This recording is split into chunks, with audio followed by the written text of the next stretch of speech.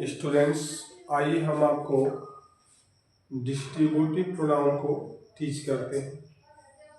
पिछले वीडियोज में आपने डिमॉन्स्ट्रेटिव, रिफ्लेक्सिव, एम्फैसिस या एम्फैसिस को एम्फैटिक भी बोलते हैं, हमने उसमें प्ले लिस्ट में भेज रखा है, डाल रखा है। आप चाहें तो उसमें देख सकते हैं।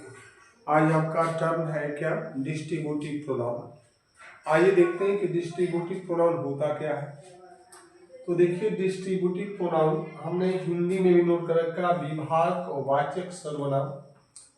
हमने हिंदी में इसलिए डाल रखा है कि जो बच्चे हिंदी मीडियम के होंगे उनको भी लाभ मिल जाएगा, और जो इंग्लिश मीडियम के हैं वे अपना इंग्लिश में देख लेंगे। इसी तरीके से हमने डिफिनेशन इंग्लिश में कर रखा है ये, और यहाँ पे हमने हिंदी में कर रखा है। ठीक है, तो आइए देखते हैं। डिस्ट्रीब्यूटिव आपका जो प्रोनाउन है, इसका डेफिनेशन हमने दे रखा है। Distributive pronoun are those pronoun which, या हु भी इसके जगह पे आप लगा सकते हैं, who refer once time one person और वन थिंग्स। इसका मीनिंग यह है कि डिस्ट्रीब्यूटिव प्रोनाउन वे होते हैं जो एक समय में किसी एक व्यक्ति या एक वस्तु की ओर जो है रिफर करते हैं, संकेत करते हैं। ठीक है, अब हमने यहाँ पे लिख दिया है जो इसमें वर्ड आते हैं, जैसे ईच आपका है, आइदर है, नाइदर है। इसका मीनिंग सुन लीजिए। ईच मीन्स प्रत्येक, आइदर या तो, नाइदर मीन्स नहीं तो। जब हम इनका प्रयोग प्रोनाउन की तरह करेंगे तो इनके साथ ऑफ लगता है, ईच ऑफ, आइदर ऑफ या नाइदर ऑफ। और इनके साथ हमेशा सिंगुलर वर्ब लगती है। क्या लगती है? Singular verb. ये आपको समझ आ रहा होगा।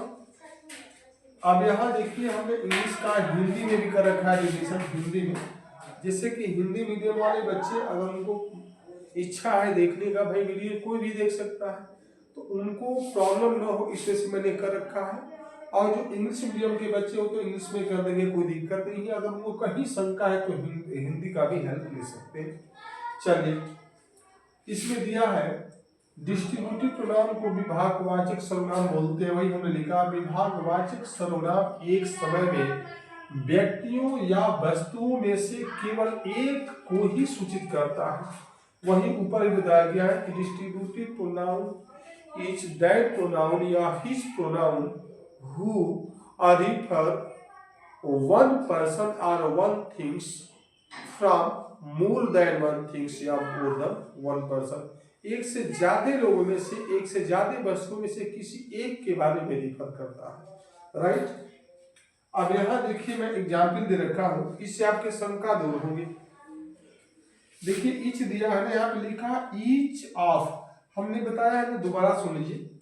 ईच, आइदर और नाइदर जो दिया है ये हमारे डिस्ट्रीब्यूटिव प्रोनाउन होते हैं, और इनके साथ हमेशा ऑफ लगता है।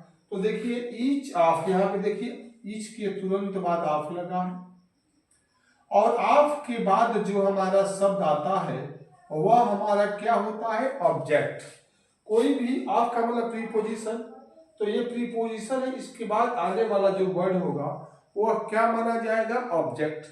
तो यहां पे देखिए, इसके बाद जो हमारी वर्ब लगी है गेट्स, ध्यान दीजिएगा, बहुत बारीकी चीजें हैं जो आपको आगे चल करके बहुत बड़ा लाभ देगी, और अभी भी देंगे। जिस क्लास में, किसी भी क्लास में है, आपको इससे लाभ मिलेगा। ग्रामर लगभग सभी क्लासों में सेम होती है।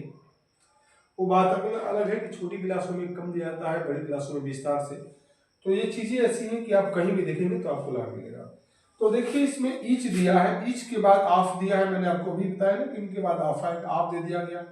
द बॉयज हो गया, तो इसमें से बॉयज का मतलब क्या हो? मोर देन वन बच्चे, प्लूरल में, तो इसमें से किसी एक के बारे में बताया जा रहा है। और यहाँ पे जो सब्जेक्ट का काम कर रहा है हमारा ईच, हमारा क्या है? यह प्रोनाउन है, डिस्ट्रीब्यूटिव प्रोनाउन है, और यह सब्जेक्ट का काम करता है। ये ध्यान रखिएगा, सब्जेक्ट का काम करता है, और यह हमेशा सिंगुलर फॉर्म में इस्तेमाल किया जाता है। और इस वजह से जब सब्जेक्ट का काम करता है और सिंगुलर में होता है तो वर्ब भी हमारी सिंगुलर में रहेगी। इसी वजह से देखिए गेट्स लगा हुआ है, GETS लगा हुआ। प्रेजेंट इंडेफिनिट में अगर हमारा सब्जेक्ट सिंगुलर है तो वर्ब हमारी क्या होती है? सिंगुलर गेट्स जाता है। उम्मीद है आपको समझ में आ रहा होगा। यहां देखिए ईच दे दिया गया है, ईच का मतलब प्रत्येक हो गया। अब देखिए यहाँ पे ऑफ नहीं लगा हुआ, आप कहेंगे कि ऐसा क्यों? तो देखिए यहाँ पे ऐसा इसलिए क्योंकि इसके तुरंत बाद वर्ब आ गई है, और यहाँ पे इसके तुरंत बाद क्या गया था आपका ऑब्जेक्ट। यहाँ ऑब्जेक्ट नहीं दिया, वर्ब दे दिया, तो यहाँ पे ऑफ की आवश्यकता नहीं है। तो each took it in the turn, in turn कर लेंगे आप, तो ये भी हमारा सब्जेक्ट हो गया। आइदर दे दिया गया है of their road, either of THEIR कर दीजिए, their roads THEIR, either their THEIR, तो दियर रोड्स दे दिया गया। देखिए आइदर के बाद जो है आपका ऑफ लगा हुआ है, और ऑफ हमारा क्या है? प्रीपोजिशन है, और प्रीपोजिशन के बाद जो हमारा वर्ड आएगा वह ऑब्जेक्ट कहलाएगा, और वह प्लूरल फॉर्म में होता है। देखिए रोड्स दे दिया गया है, तो रोड जो दे दिया गया है आपका देखिए प्लूरल है, इसमें से किसी एक के बारे में, क्योंकि देखिए इसमें लिखा हुआ कि डिस्ट्रीब्यूटिव प्रोनाउन जो है बहुत सारे में से किसी एक को रिफर करता है। तो रोड्स बहुत सारी हैं, उसमें एक के लिए बताया गया है, तो इस वजह से हमारी जो वर्ब है ये लीड्स जोड़ती है।